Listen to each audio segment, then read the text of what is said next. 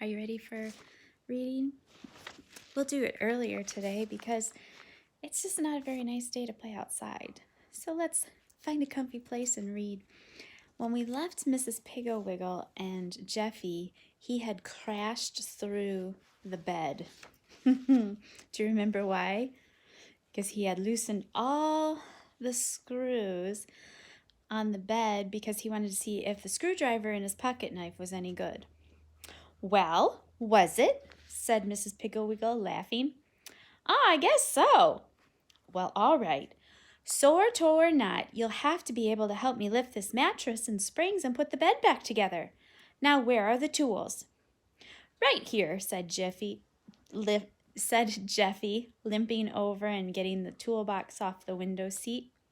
So they put the bed back together, and Mrs. Piggle Wiggle made it all fresh and finally tucked Jeffy in. All night long he dreamed of boiling hot deserts without water and blackberry vines with thorns as big as daggers. He spent most of the next day lying in the hammock and soaking his toe. But the day after that, he was much better. And before breakfast, he had fixed the wheels of the cart, tightened up all the bolts of the mowing machine. After breakfast, while Mrs. Piggle Wiggle did her chores, he mended the broken place in the fence, nailed down the loose step, and fixed the wiggly leg on the kitchen chair, and repaired the latch on the screen door. Mrs. Piggle Wiggle told him she was very proud of him. After lunch, Mrs. Piggle Wiggle walked over to Mrs. Larson's to get some bread and butter pickle recipes. She asked Jeffy to go along, but he said that his toe still hurt a little and he just didn't feel like walking. She told him to lie in the hammock and look at books, and she would be home soon. For a little while after she had gone, Jeffy lay in the hammock and looked at the Sears Roebuck catalog. Then he and Wag took a little walk down to the end of the lane. Then he played ball with Wag for a little while. He'd throw the ball down the lane, and Wag would run and bring it back. Then he threw stones at crows, and the crows ducked and said, "Caw, caw, caw, Smarty!" Then he caught a few bees in a fruit jar. Then he wandered down to the barn. He could hear Fanny snoring clear out in the barnyard. He limped over to her pen and looked in at her. "Man, you're disgusting, Fanny. You're fat and dirty and you snore." Fanny opened one small eye and looked at him. "Rumph," she said, and began to snore again. "You make me sick, just lying there and snoring. Why didn't you wake up?" "Rumph." Oh, here's Val coming to sit with us. The 13 little piggies all crowded down at the end of the pen where Jeffy was, hoping that he would maybe have something delicious to eat. "Do you want to get away from your big, fat, ugly mother for a little while?" he asked. "Yes, yes," they squealed. So he opened the door to Lester's pen, and they hurried through and began sniffing around in the straw, hoping for some little extra grains of wheat or hidden crust. Jeffy watched them for a little while until he grew tired, and then he went back over to lean on Fanny's pen and watch her. She was still snoring. For some reason, this irritated Jeffy. "That old pig snoring makes me sick to my stomach," he told Wag. "Why doesn't she get up and move around?" Wag was busy sniffing at the piggies between the boards of Lester's pen and didn't answer. "Well, I've got an idea." Jeffy limped out to the willow tree and broke off a branch. He took the branch back to Fanny's pen and began tickling her with it. It was just right for tickling, long and supple with a small bunch of leaves at the end. At first, Fanny, who was used to flies and bugs, didn't apparently feel the tickling. She snored on, her fat legs and her small hooves stretched straight out in front of her. Then Jeffy tickled her on the end of her snout. She snorted a little. He kept on tickling. She opened one small eye. He kept on tickling. She got up with a roar and lunged at him, and the whole pen quivered. But Jeffy just laughed and flipped the willow switch at her. She lunged again, but this time she hit the door to the pen. The very door whose hinges Jeffy had loosened the first day he came. Do you remember that? That first day he messed up a whole bunch of stuff. The hinges came off. The door crashed open and Fanny was free. Jeffy almost fainted. "Run, Wag, run! Fanny's out!" he shouted and streaked for the barn door. Pigs are funny animals.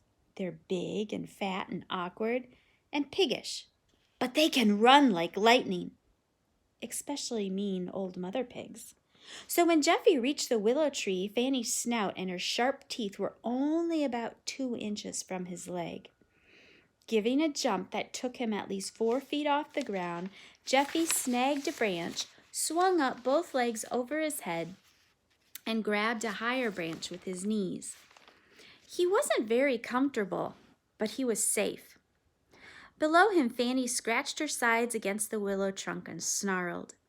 Wag, safe on the back porch, barked and barked. Jeffy's hands began to ache a little bit. He tried hanging by one hand. That made his arm ache. He wanted to get up by his knees so he wouldn't be hanging upside down. He tried, giving a little swing with his body, and the branch under his knees creaked alarmingly. Oh my, he was getting uncomfortable. His face was as red as a fire engine and his toes ached. "Oh, where is Mrs. Piggle Wiggle? Help! Help! Help, Mrs. Piggle Wiggle! Save me!" he shouted. From above him, in the tree, Penelope said, "Oh, for heaven's sake, boy, quiet down. You're disturbing everyone." "But I'm upside down. Help! Help! Help!" he shouted again. "What in the world's the matter with you? If you don't like being upside down, why don't you get out of the tree?" Penelope said. Because Fanny's down there, and she's going to bite me." And Jeffy began to cry. "Well, how did she get out? How did she get out? She ought to be in her pen. "She was, but I loosened the hinges on her door the first day I came, and then I forgot all about it, and I was tickling her on the nose, and she charged, and the door came off, and she almost bit me." "Well, you're a mischievous boy, and I don't have much sympathy for you. Nope. But I don't like Fanny either, so I'll help you. Now, when I chase Fanny into the barn, you get down out of that tree and shut the door. Shut the door, shut the door. I'll get out the hayloft window." But how can you chase Fanny?" Jeffy asked. "Just watch and see. And there was such a great clatter of wings and then a thump as she flew out of the willow tree and landed on the ground.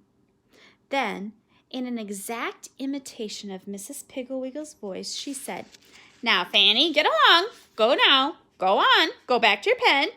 Hurry now, Fanny. Supper, Fanny. I've got your nice supper. Hurry up, Fanny." And Fanny waddled into the barn.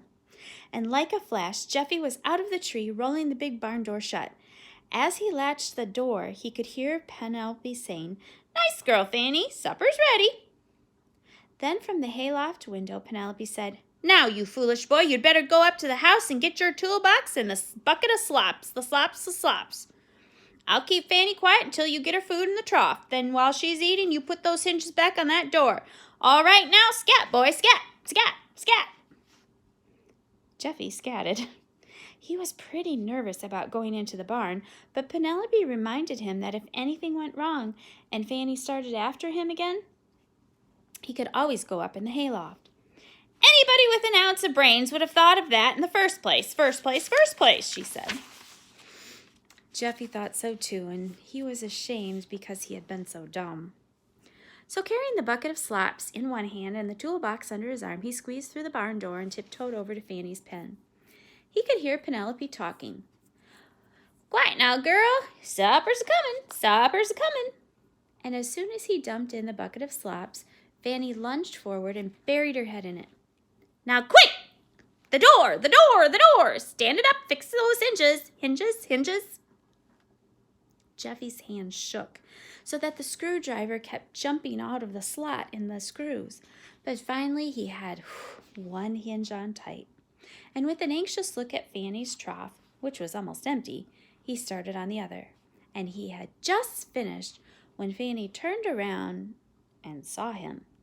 "Umph," she said, and started toward him. Grabbing his toolbox, Jeffy ran to the ladder that went up to the hayloft. "Don't worry, boy, the pen's holdin', Penelope called out. She flew down from the rafter where she had been perched while directing things and waddled out to Jeffy. "Come on, boy. While you've got your tools out, I wish you'd fix the door in my cage. It won't stay open and it won't stay shut. Shut. When Mrs. Piggle Wiggle got home a little later, Jeffy had finished fixing Penelope's cage and was tightening up the porch swing. He told Mrs. Piggle Wiggle all about Fanny and about Penelope and how she had saved his life. And Mrs. Piggle Wiggle said, "Penelope, you're a good girl and I'm so proud of you. Here are some sunflower seeds." "Ooh, delicious, delicious, delicious. I'll fly down this afternoon and thank her," said Penelope, eating one. "Oh, Jeffy, Nels is going to work on the tractor this evening. He said to tell you to bring your toolbox and come over after supper." "Oh, boy, really? I've always wanted to fix a tractor," Jeffy said. And that was how Jeffy Phillips learned that tools are for fixing things, not just taking them apart. Today, if you go down his street, you will see a big sign, Jeffy Phillips and Wiki Rockstall Repair Shop. We fix anything. They get lots of business, too.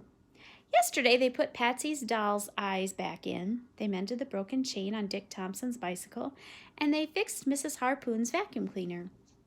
They even helped Mr. Phillips clean the spark plugs on his car. And when they aren't fixing things, they're building. The first thing they built was a beautiful doghouse for Wag, and they took it out to Mrs. Piggle Wiggle's farm last Sunday. She was simply delighted, and Wag was so happy that he licked Jeffy's ear and untied Wiki's shoe. While they were playing around the farm, Jeffy noticed that the watering trough was getting kind of rotten in some places. They built a newer and bigger one. And Mrs. Piggle Wiggle was very pleased, and Penelope said, "Glad I saved you from Fanny, from Fanny, from Fanny. You're a good boy, you're a good boy." Did Mrs. Piggle Wiggle cure Jeffy? Yeah.